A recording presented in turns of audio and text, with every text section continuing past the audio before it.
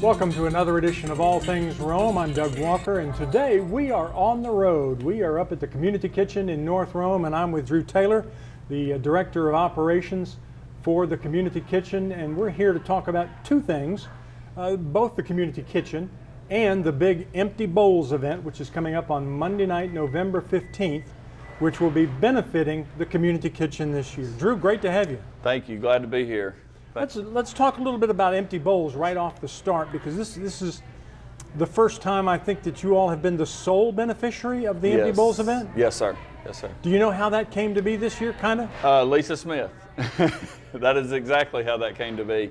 So Lisa had given us a big donation. She had cleaned out a house recently, and we went and I loaded up a truckload of stuff, and then she just called me up and asked why, we haven't been a beneficiary of it before, and wanted to know if we would be, and I said, of course. So that's how it happened.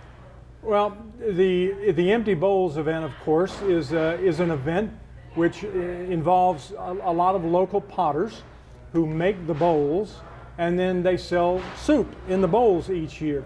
Now, things have had to change a little bit, unfortunately, because of the COVID situation. So this year's event, again, Monday, November 15th, based at the Civic Center. It'll be both an eat-in and a drive-through event.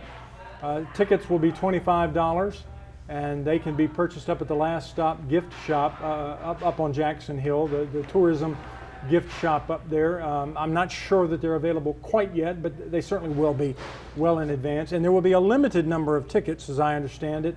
Approximately 250 to maybe 300. Is that kind of what you've heard? I have not heard yet. So, okay. But we're good with whatever. So Drew, you can tell Drew. There is not a bad donation. Drew goes with the flow. Up Yes, here, I up do. Here Yes, at the I do. Community Kitchen, and I'm sure you can see our backdrop today. We've got some folks that are working very, very hard up here at the Community Kitchen, as they always do. But this event features soups. With most of the soup mix this year donated by one of our local industries, our friends at Summit Hill Foods. Harvest Moon will be making some of the soups. They'll have cornbread and crackers and iced tea this year. The menu will be somewhat limited because of the COVID situation that just doesn't seem to want to go away. Yeah, I know. It's an unfortunate circumstance, but it's a great event. Some of the people who will be making bowls this year, as I understand it, Dennis Ritter and some of his students out at Berry College, Val Featherston, downtown businesswoman and local artist for a long time, Kathy Taylor will be another one, and the folks at Earthworks will also be making bowls. So it promises to be a great event this year, and I hope to raise several $1,000s for the Community Kitchen. Well, let's come back now, Drew, to the wheelhouse for you, the Community Kitchen. Tell us a little bit about this operation. We were established in 2009, and since then we have fed over 600,000 meals. The last 2 years we've fed over 60,000 meals just alone since COVID. And we also provide showers and laundry services. And we have 2 employees, and the rest is ran by volunteers. It is supported by local churches, just anybody and everybody. And we are supported by Rome, all of Rome, basically, because we're supported by businesses, individuals, you name it, as far as monetary donations and financial support. So, but that's it. That's us. We serve Monday through Friday, and we serve a lunch, and we provide showers, laundry services during that time, from 8 to 12, and we've been doing that for going on 12 years now, or 13 years now. So. Now, you indicate you've just got 2 full-time employees. Yes. So how many people actually are up here on any given day? Volunteer-wise, we can have anywhere up to 10, 15 people. We have schools. Darlington comes a lot. We'll have 15 kids in here, 10 to 15 kids when they volunteer. All kinds of groups, businesses, Hardy Realty, Keller Williams, you name it. We've had them all up here. Summit Hill, used to be Southeastern Mills. They volunteer, they support us. You name it, we have them up here. So we all come together. for God's glory to feed God's children. Now, is there any kind of eligibility in terms of the people who come in for the meals? Is there any kind of eligibility requirements in there No, like sir. that? No questions asked. You come in, we feed you. And typically, the lunch time is when? 11 to 12. 11 to 12? Yes, sir. Monday through Friday. And how many do you serve on any given day? During COVID, right now it's down to 80 to 100 meals a day. Before COVID, it was, it could be upwards of 160, 170. 10 years ago, we were into 200s.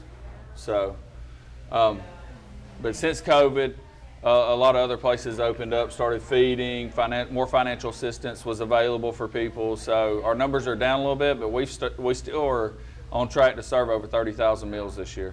Now, the facility that we're in today, that we're filming in, is a new facility. You all used to strictly be in the old Troy's, which is just across the parking lot.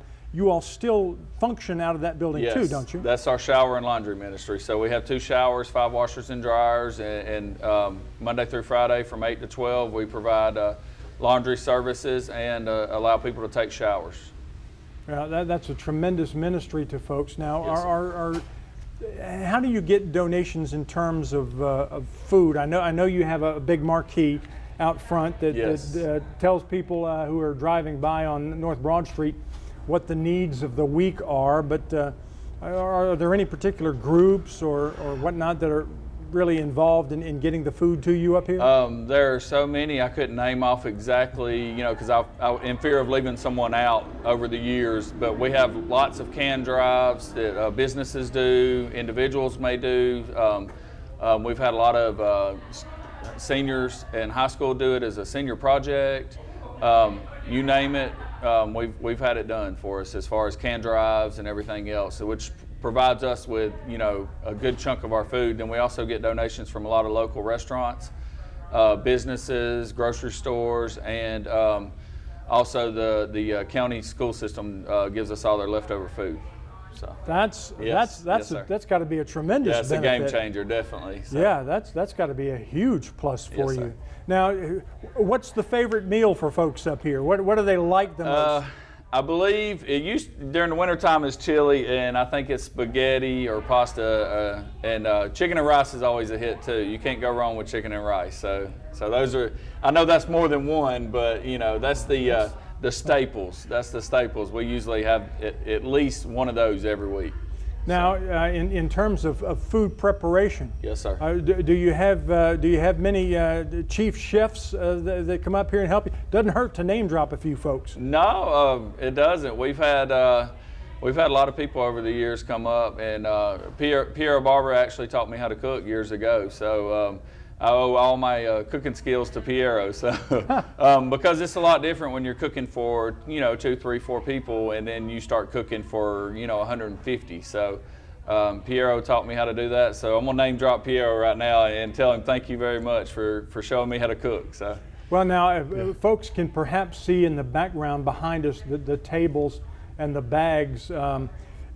Because of COVID, you all kind of had to shift operations a little bit. Sir. Tell us a little bit about how you had handled that. Yeah, if not for COVID, right now we'd be filming this with a full or probably 20, 30 people in the dining room. But since COVID, we've had to adjust our services. March 2020, we went to 3 days a week, Monday, Wednesday, Friday. We did a hot meal and a sack lunch. June 2021, we went back to 5 days a week when it kind of looked like everything was clearing up. But we still are providing to-go meals. We just don't feel the environment's safe enough right now to have clients in our dining room. So, we're just having to adjust services, having to buy a lot of supplies we normally didn't have to buy with to-go trays, bags, etc. So we're just making it work. Life gives you lemons, you make lemonade. So. Well, that's a great way of looking at it. It's one of those glasses half full as opposed to half empty attitudes.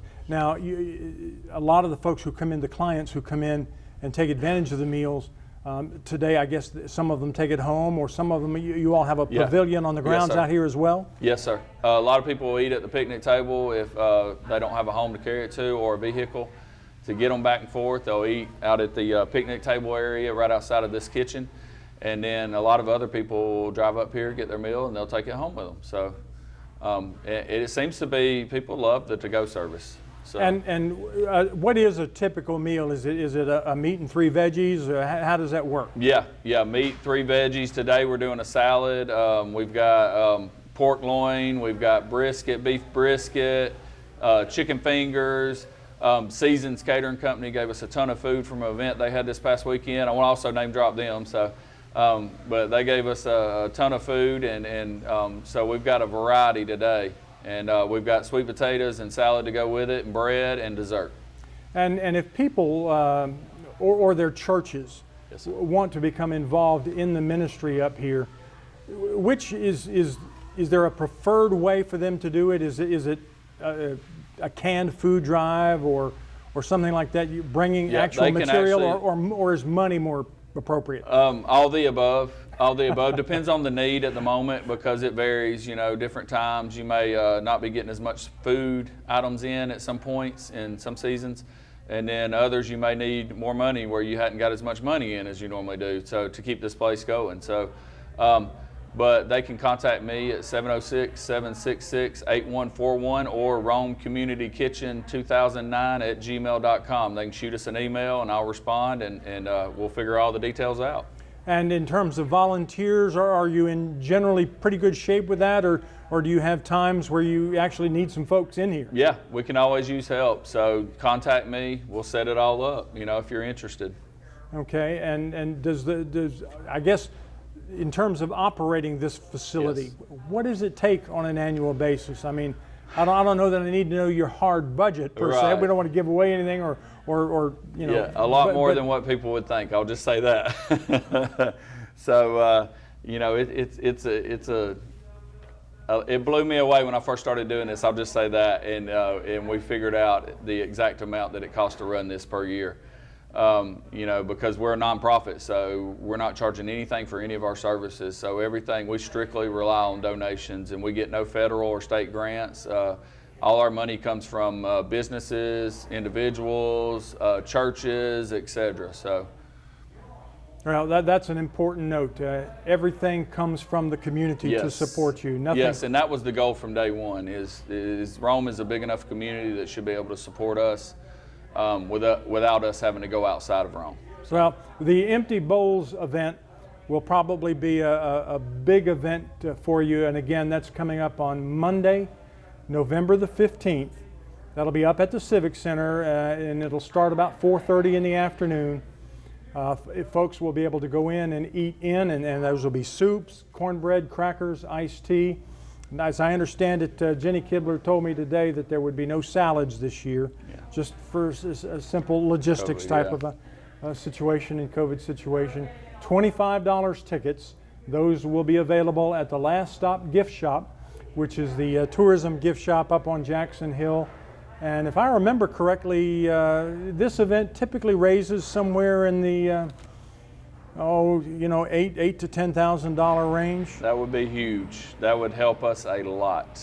And feed a whole lot of people. Yes, sir. As I've said earlier, we had a lot of added expenses since COVID. Stuff we normally didn't have to buy.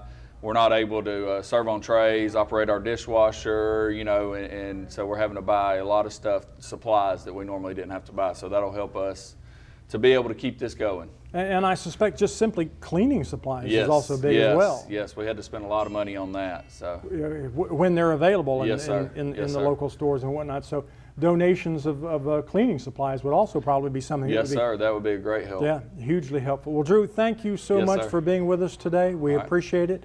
We hope the Empty Bowls event is going to be a big event for you, and it's always a great event for the community. And again, folks, if you're not comfortable eating out at the Civic Center, it'll be available drive-through. You can get packets of soup. You won't necessarily have to get a pottery piece with soup that you might spill driving home if you're a crazy driver like I am. You can get some of the dry goods to go in those bowls, and it'll be a great event, and we look forward to it. And Drew, thank you for being with us. Thank y'all. We appreciate it. And thank you for being with us today.